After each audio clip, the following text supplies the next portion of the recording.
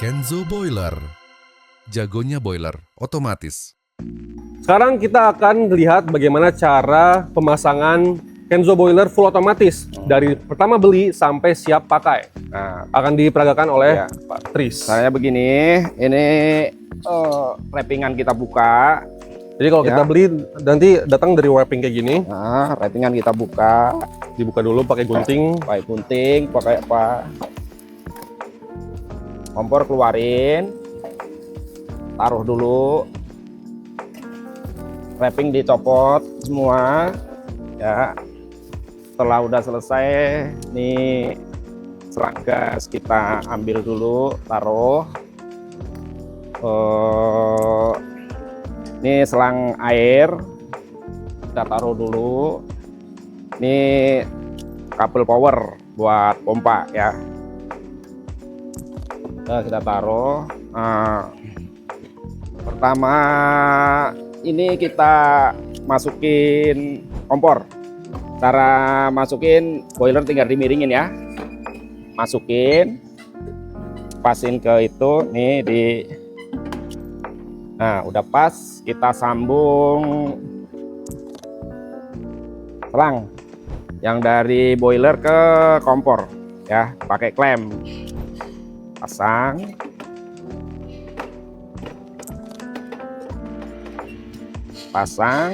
terus dikencengin klemnya sampai kenceng ya, sampai kenceng. Setelah ini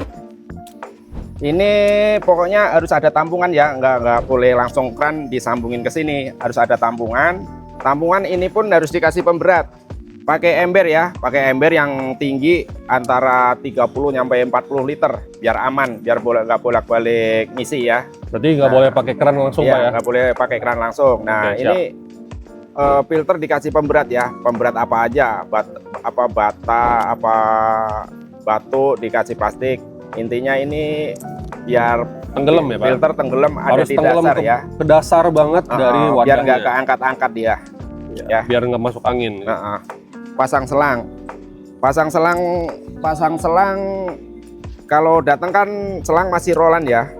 Jadi untuk motongnya pakai solasi, isolasi dulu berapa putaran.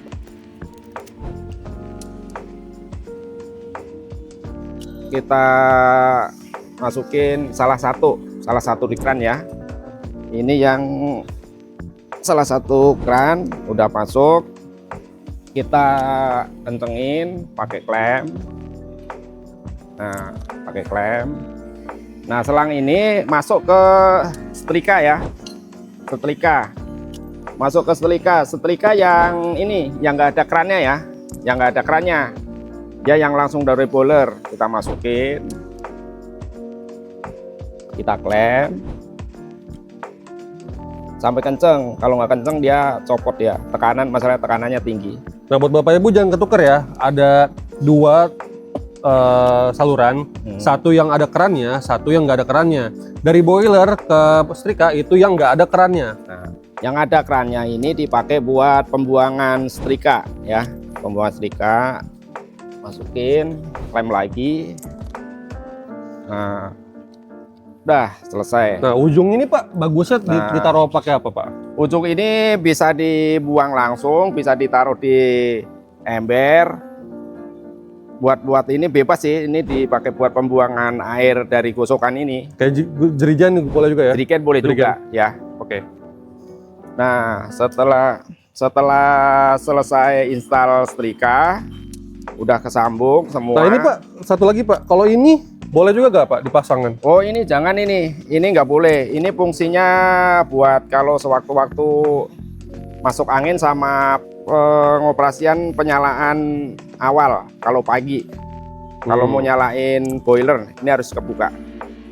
Oke, berarti ini jangan dipasangin ya. Ya. Satu aja berarti Satu aja, salurannya ya. yang dipasang buat ke setrika. Dah. Setelah ini setrika instalasi kepasang, boiler udah kompor udah kepasang. Nah, sekarang kita buka keran satu ini ya. Ini harus dibuka nih. Intinya buat apa? Kalau air diisi, ini biar nggak naik nih temperatur pressure. Kalau ini nggak dibuka, ini pressure pasti naik. Jadi uap belum ada tapi pressnya udah naik. Nah ini kan dibuka nih keran. Intinya biar nggak pressure ini nggak naik, tetap di nol. Nah colokin listrik. Nah udah nyala ya, nyala, pompa nyala. Ini ntar air level nih, air udah mulai kelihatan.